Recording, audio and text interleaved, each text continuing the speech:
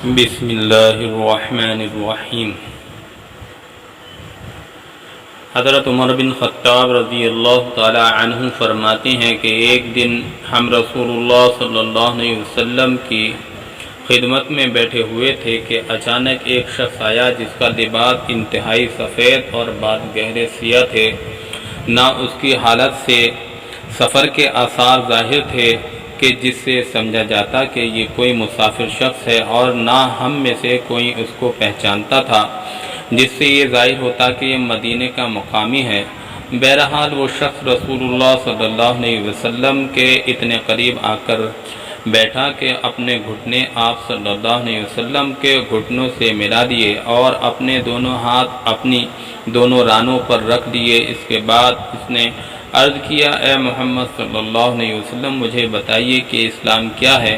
رسول اللہ صلی اللہ علیہ وسلم نے ارشاد فرمایا، اسلام کے ارکان میں سے یہ ہے کہ تم دل اور زبان سے یہ گواہی دو کہ اللہ تعالیٰ کے سوا کوئی ذات عبادت اور بندگی کے لائق نہیں، اور محمد صلی اللہ علیہ وسلم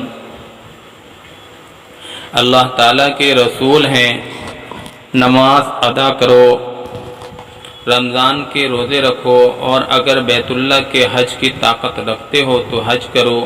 یہ سن کر اس شخص نے کہا، آپ نے سچ فرمایا۔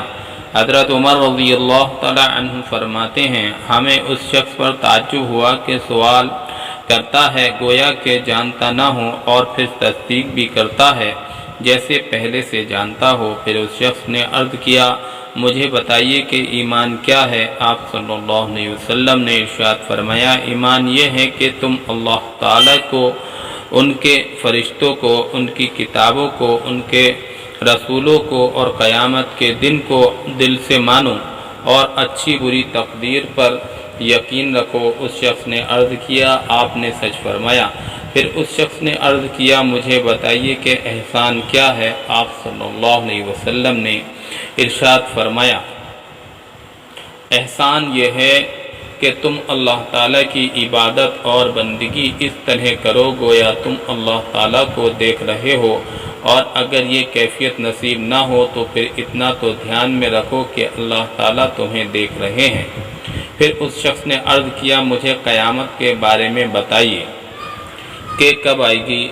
آپ صلی اللہ علیہ وسلم نے ارشاد فرمایا، اس بارے میں جواب دینے والا سوال کرنے والے سے زیادہ نہیں جانتا، یعنی اس بارے میں میرا علم تم سے زیادہ نہیں۔ دوبارہ سنیں۔ پھر اس شخص نے عرض کیا، کیا مجھے قیامت کے بارے میں بتائیے کہ کب آئے گی؟ آپ صلی اللہ علیہ وسلم نے ارشاد فرمایا، اس بارے میں جواب دینے والا سوال کرنے والے سے زیادہ نہیں جانتا، یعنی اس بارے میں میرا علم تم سے زیادہ نہیں۔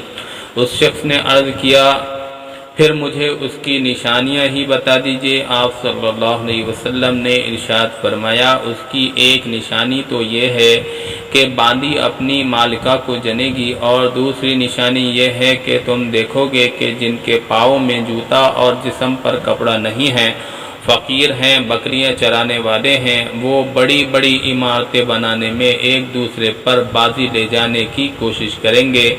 حضرت عمر رضی اللہ تعالیٰ عنہ فرماتے ہیں، پھر وہ شخص چلا گیا، میں نے کچھ دیر توقف کیا اور آنے والے شخص کے بارے میں دریافت نہیں کیا۔ پھر آپ صلی اللہ علیہ وسلم نے خود ہی مجھ سے پوچھا، عمر جانتے ہو یہ سوالات کرنے والا شخص کون تھا؟ میں نے عرض کیا، اللہ اور اس کے رسول ہی زیادہ جانتے ہیں۔ رسول اللہ صلی اللہ علیہ وسلم نے ارشاد فرمایا، یہ جبرائیل تھے جو تمہارے پاس تمہارا دین سکھانے کے لیے آئے تھے۔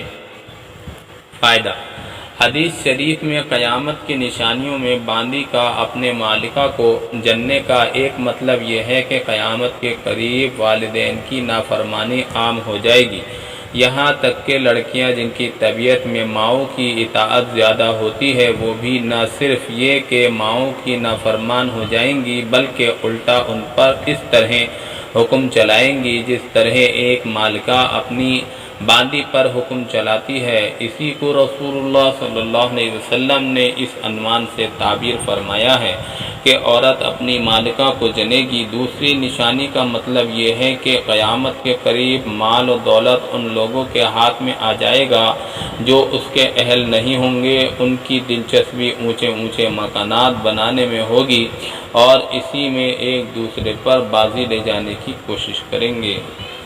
اللہم لک الحمد و لک الشکر، اللہم لک الحمد۔ منتخب احادیث